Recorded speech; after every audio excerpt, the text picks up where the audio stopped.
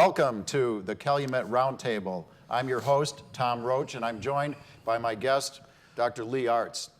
Dr. Artz has a book coming out in January titled Global Entertainment Media, A Cultural Introduction. And we're going to kind of spin off on this and talk a little bit about transnational media and what Lee's thoughts are on how that works for us. So, Lee, welcome. Happy to be here. Good. Not as a host this time. Right. So we understand what global media is. So what's different about transnational media? I think that we've known for a long time that big companies like Disney and Time Warner have made movies and distributed those movies globally. Mickey Mouse is probably one of the best known cartoon characters around the world. I mean, in Sweden, it's a Christmas tradition to watch Donald Duck, and in Latin America, Donald Duck is and Mickey Mouse, they're almost icons. So we've known that for a long time. What I attempted to do in this book was look at how the media has changed as the rest of the global economy has changed. It begins by recognizing that production of almost anything, whether it's cars or oil or the shirts that we wear, is now global. And it's difficult to talk about any one nation being responsible for the production of any one thing. And that's true of the media as well. So when we were talking about global media in the past, we were pretty much talking about American media that was being distributed that was globally. being globalized, and, yes. So one of your points then is that the global media now actually has a global identity. Is that, am I following that? Yeah, so that with the mergers that have taken place and the joint ventures that have taken place and the agreements that have taken place between media companies in different countries, it would be very difficult to talk about an American movie being made or a German movie being made. For instance, if you think about The Help or Lincoln, it was nominated for an Academy Award a year or two ago. That movie was made by DreamWorks. But DreamWorks is a company that's 50% owned by Reliance Media, which is an Indian media company. It's one of the largest media companies in the world. But we would classify it as an American movie. But it was made by an Indian company. On the other hand, if you look at Arjun the Warrior Prince, which is an animated film that was made in India 3 or 4 years ago, you'd think of that as an Indian film. But more than half of the cost of the production and then more of half the profits come back to the Disney Corporation. But they work with an Indian company. So to try to make these national distinctions, I don't think is sufficient. That's part of what the book tries to explain, that just as capitalism has merged across national boundaries, so has the media, particularly the entertainment media. What does this say to someone like Edward Said, who makes the argument about cultural imperialism? Are we less imperialistic now because it's less American? There are very few places in the world that don't have to adhere to the capitalist market. You might say Cuba might escape it to some extent, or to some extent some of the production in Venezuela may escape it, but the entire world has to follow the capitalist market. So to talk about Western cultural imperialism I think it lessens the fact of what we are looking at in the globe now, that we're all part of a consumerist capitalist society. And it's of little relevance to the people that live in Japan that Sony is ostensibly a Japanese company versus Disney showing movies at the multiplex, or they're playing with Pikachu cards that is, again, a Sony product, but it gets distributed internationally by Hasbro, which is a U.S. company. It kind of ceases to make any meaningful sense. So to help me get a handle on this transnational media, I don't know, I think it was sort of an entity. There's still competition. I mean, there's still... Well, there's several companies that fall on this list. I think you had about a dozen or more of them, right? but they're sort of developing their own themes because there are only certain types of stories and themes that really fit well with this, right? So what are some of the common elements that we see? Well, the first thing we have to, I think, that we recognize is that they're there primarily to make a profit, which again undercuts the idea that they're trying to impose a certain... They're businesses. Yeah, they're businesses. So they don't, it's like McDonald's in India. They're not trying to get people in India to eat hamburgers. Right. They want somebody in India to buy a McDonald's product. So they'll sell shawarma, which doesn't have beef in it because Hindu people won't eat beef. So McDonald's isn't trying to impose the culture of hamburger and French fries. They're trying to make a profit by selling fast food in India. The media companies will do the same thing. They're trying to expand their audiences as widely as possible. So when they do that, they need to create, in the movie industry, for instance, you need to create movies that will be able to go from the U.S. to Mexico to South Africa to France. And this, you know, this we know from our own history of journalism in this country, that this is why we went to the objective press model, because it was possible to write one story and have it run in several newspapers if you wrote it on a more objective basis, right? And so what I'm getting at here is that what kinds of themes and things are we seeing in movies that are really becoming subject matter because they lend themselves to being sold cross-culturally, right? Well, like violence, for instance. I've heard this argument about violence already, but we can well, start there if you want. Action movies that you can identify it as violence, more or less. Because anyone in any culture knows what's going on if people are punching one another, essentially, right? Yeah. So again, if I'm trying to make a movie that I want to sell worldwide, if I have an action movie, it's much easier to export and get audiences to attend than some you know, drama or mystery that's highly involved and there's a lot of intrigue that requires a lot of subtitles or voiceovers. Whereas in an action movie, there may be some dialogue, and so there's a little subtitle, but most of it you can figure out. Doom 3, which I showed in a class recently, which is an Indian action movie, was made... sounds like a great class, everybody. Sign up for Lee here and you can see action movies. That's good. And when you watch it, it's familiar. The whole movie was shot, most of the movie was shot in Chicago. It's about a Korean circus person that's also feels like the bank pulled the rug out from under his dad, the circus producer, and so now he wants to get even with the bank. So sounds like Bane. He shows up in Chicago. He wants to, you know, destroy the bank or rob the bank, and there's this action hero that comes from India, and the Chicago cops can't catch this guy. But you don't need a big dialogue to see what's going on. I had to read Tale of Two Cities. I can't get over that. This is a much better deal. Yeah. So okay. So the first thing is that fits. The first thing is animation is great because you can do voice. There is no voices in animals or in the animation, so it automatically is internationally able to be distributed. Action movies are probably the second ones, particularly if you do superheroes that don't have any particular cultural base. If you have a fantasy world that's been created with Transformers or aliens, avatars, they can go from culture to culture, and they can represent.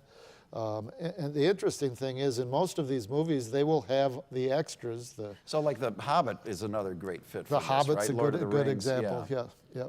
Interesting. Even though we know that was based on a very British understanding of the world and written mid-century with the Nazi threat looming, as I recall, right? I mean, all those echoes in there, but literally you're not really seeing that. You're seeing a fantasy world. You're seeing a fantasy world that makes it more exportable, more culturally approachable. But at the same time, because they are transnational capitalist companies, they want to make a profit. And when you look at the movies of any sort, my suggestion is the content of those movies reflects the profit motive and the social interest of the companies. So they have certain themes that have to go with those fantasy worlds, and some of the largest ones. So let's take it slowly. So taking a step further here now. So you're saying some of what we're seeing is there because it fits as you go from country to country, right? You make a profit, you get a widespread audience. But some of what we're seeing is there because it represents sort of the philosophy of the people who are running the companies. Because if you have a fantasy world, the fantasy world could look like anything, right? You could have a fantasy world where you had democracy, where you had equality, where there wasn't a hierarchy and homeless. I mean, if you want to create a fantasy world, why not create a wonderful fantasy world?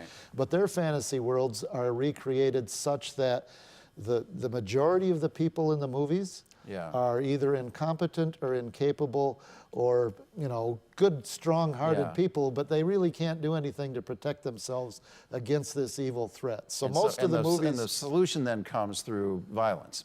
Well, before you get there, the solution comes through some hero. It could be a human hero like a Bruce Willis in our movies, or it could be a superhero like a Batman, or in other cultures there's others.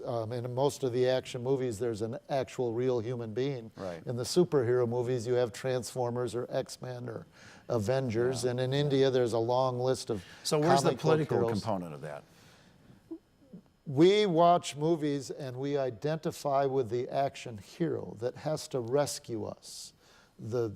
If we identify with who we are in the movie, you may want to identify with the action hero.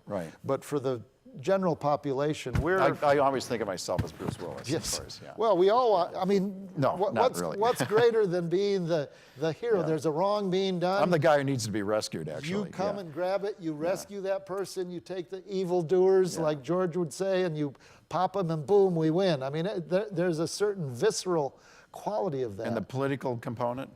We are placed as democracy is not important. The majority of people are not important. There is danger everywhere. Only a hero can rescue us. And that hero needs to be able to do whatever they need to do, irregardless of things like law, equality. They can torture if they want. They can, dangle people off the side. Drive 100 miles an hour down a sidewalk. But only the hero and the hero's sidekick can do that. The rest of the people can't do that. Either if they try, they will fail, or if they don't fail, they will be brought to justice. Only the hero, and this is true in a Disney movie, whether you're... But so the fact that we need a hero, that's a political argument, you're saying? It's an argument that says the majority of people should just be passive and should be fearful, and we need to allow those extremely skilled or people with magic powers to rescue us. Okay, well, quickly before we go to break, what would be the antithesis of that? If you know, what would be the opposite argument? Oh, the opposite thing, in Lion King, when the two hyenas say to each other after the king is dead, they say, why do we need a king at all? Start your movie from there. Let's create what presumably the U.S. is about and the Western world is about. Let's create a democratic, equal, creative fantasy world or even a human world. That's an anathema to, I would argue, Disney, Warner Brothers, Reliance Media, because to have that would disrupt the way they make their profits. It would disrupt the way that we are socialized as consumers, that all we really have control over is what we can consume. That creates a different world. And if we get to it, I have a chapter in the book that talks about a media system that does that, actually. Well, we are going to take a quick commercial break. The Calumet Roundtable will be right back, and I'll ask Lee to explain how that works. Thank you.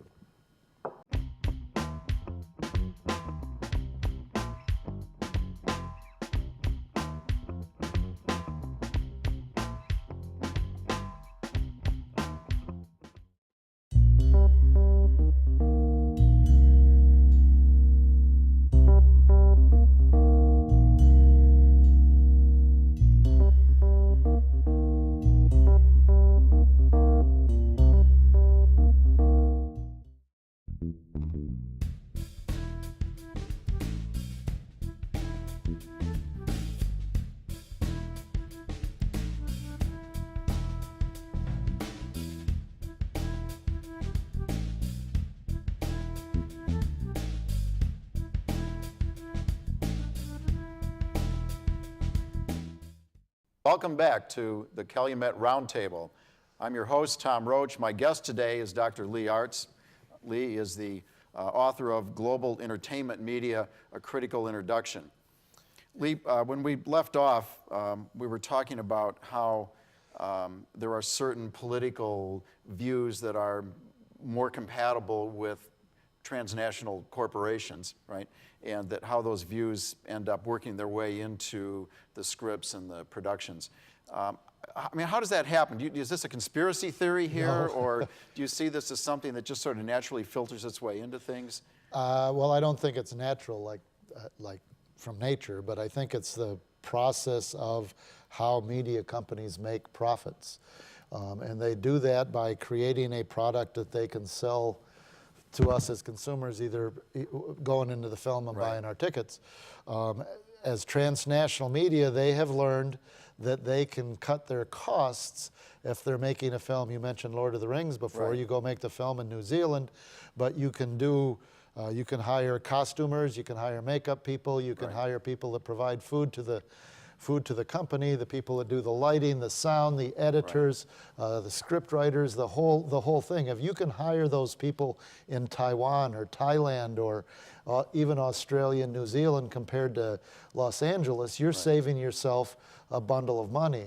The people in these cases don't have a lot of security because they work on the one film, now they're out of work, and so there tends to be a tendency to work for less wages, for more hours, and the reward is, well, I worked on a Disney film, or I worked on The Hobbit, or something else. But that it's how industry does it in no matter what they produce. It's just now happening with the media. It's equivalent to the sweatshop, well. only it's a movie set. But how does that, how do we translate this? Is there somebody at the corporation who says, well, the political message that does us the most good is that,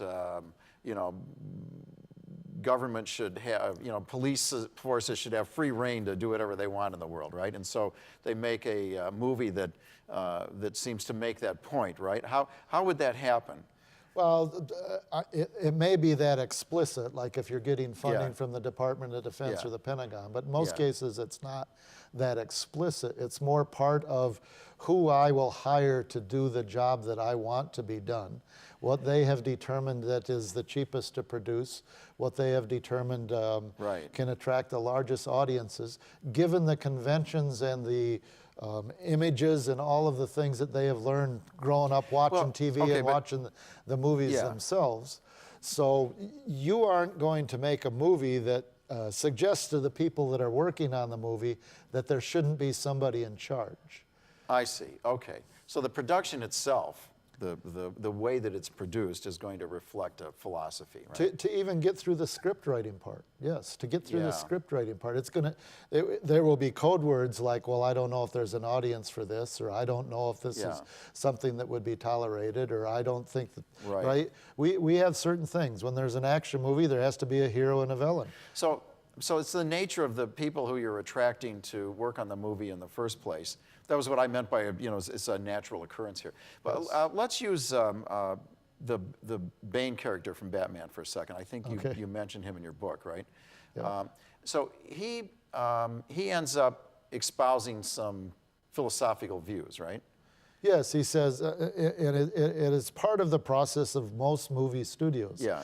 They can't make a movie, even when they do it with a fantasy world, that is does not make sense in the world that we live in. Right. So Bane expresses the idea that there are these wealthy, extremely wealthy in Gotham, and they've been taking advantage of the poor, and prisoners are sent to prison for the wrong reasons. Right. And that has a certain resonance with people that live in the United States. I mean, there's a 1% that owns 50% of the wealth. But the interesting thing in the movies, the people that articulate the democratic aspirations of any particular cultural group, in this case the working class or the social class, or in other movies it may be blacks or women, always they're the bad guys. They are made out to be the bad guys. So if you have this idea that things should be equal or things should be more democratic, you're allowed to present that, but you are, in the movie, the narrative is given to the worst person. The guy who gets killed in the last scene. There's a movie from Korea, it's called Typhoon, one of the top money makers. And it's about a man and his sister who were abused in North Korean jails. And South Korea did not come to their defense. So the lesson is the government was corrupt, the South Korean government was corrupt. And that was the lesson. And this is at a time when people in South Korea are making those claims. They're having demonstrations. But who articulates that is his name is Sin, which doesn't mean sin in English, Yeah. and his sister, and they decide what they're going to do, explode a nuclear bomb to Right. show the South African government. In other words, their response to inequality is so over the top extreme, yeah. that you shy recoil away from it, from yes. that. Like, who wants to go with okay, Maine, so my with question is, Bane? though, how does that get put into the script consistently, where in most of these movies, it's the bad guy who's making that argument? I mean, is there some control being exercised over this? Do you think that there's Well, a systemic cause for it? I think it's the system of making a profit. It'd be like running a company, whether you're making automobiles or whether Yeah. you're making movies. Ford doesn't want the people on the line to say, we don't think this is a well-designed car. It's not safe. In fact, we don't think we should make cars at all. Let's make electric train cars and not pollute the environment. Ford isn't going to have that conversation. Any more than at Disney, are they going to allow the people that work at Disney World or the people that work at the studio say, we don't like the way that this story is going. The story that Disney will accept will be the one that reflects the world view of the programmers and the people that make the decisions. Okay. In a larger sense, you could even argue it's the shareholders, because when you look at these transnational media companies share shareholders across national boundaries. Yeah. Use a couple terms in here that I thought would be interesting to talk about. One was the expression social lubricant. You talked about media as a social lubricant. What were you implying by that? Anybody that's alive today realizes that there's climate change and the future of the world is at stake. You recognize Ebola, you recognize the lack of health care. If you watch TV, you see Ferguson, Missouri, and the way that the police force functions, and you can see racism, and you can see gender inequality. So you see all of these things. Many times we feel powerless. One of the few places we may feel some power is if we go into a dark movie theater and watch a superhero that rights those wrongs. So the movies have to represent the interests of the general population, or in any particular country, those subordinate groups that do not have equal access. So that may be women, blacks, Hispanics in this country. So there are images in those movies that we can identify with. At the same time, those interests are woven into, by the end of the movie, where the hero returns the status quo to power. They've removed the corrupt politicians, the corrupt cops, but the system remains. In that sense, we viscerally understand that there's danger everywhere, right? It could be ISIS or it could be an alien from, the fifth planet out. There's danger. We are powerless. We need authority figures that have no regard for the law. So what Batman can do, or what Liam Neeson can do in Taken, is what our U.S. government wants to do with the Patriot Act, that they're free to. So it's you say lubricant because it makes us accept that what the government is doing is probably necessary.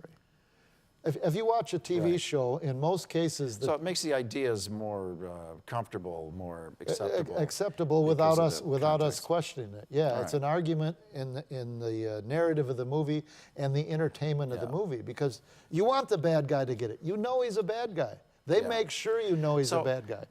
And one other thing I wanted to touch on, I thought maybe you could give us some examples of these transnational corporations. Was Disney, for instance, was that the first one? Was that an early example of this? Yeah, they may not be the best, because Disney has got a brand that has existed before the transnational reorganization has happened. Just as a global brand, Disney's already been there. But they have expanded so that they merged with the second or third largest TV network in India. It's called UTV. And they've done joint ventures with Yash Raj, which is one of the big studios in India. But speaking of India, one of the larger media companies in the world now, suddenly in the last 8 or 10 years, is Reliance Media. As I said before, Reliance owns DreamWorks, or 50% of DreamWorks. There's other companies, many of whom most Americans probably haven't heard of, like Naspers in South Africa, which is the largest media company on the South African continent, but they also have joint ventures with television producers, internet providers in Russia and in China. And are they producing movies, for instance, that are similar to the ones we were talking about? Yes, absolutely. Interesting. South Africa, Mnet is their network that spreads Africa, and they're always looking for independent productions, particularly coming out of Nigeria, that are produced relatively cheaply in multiple languages, because Africa is a continent with many languages. So the Naspers will let the independent producers make these movies, and then they will take the ones that they think will be most marketable, that they will get the biggest audience. They will purchase those at cost, essentially, and then put them on their pay TV that will go throughout Africa. But they are a transnational company. They have investments from in Brazil. They own Grupo Abril, which is the largest editorial house in Brazil, belongs to South Africa. You could take O Globo, which is a Brazilian company, and they make the largest distributor of telenovelas, soap operas in Poland. I mean, when you start to get here, it's hard to say, well, that's Brazilian, that's South African, that's British. What it is it's all corporate. It's capitalist, and it's making money off of not paying the creative workers what they are valued at or what they deserve, and then they don't distribute these products worldwide to entertain a global audience.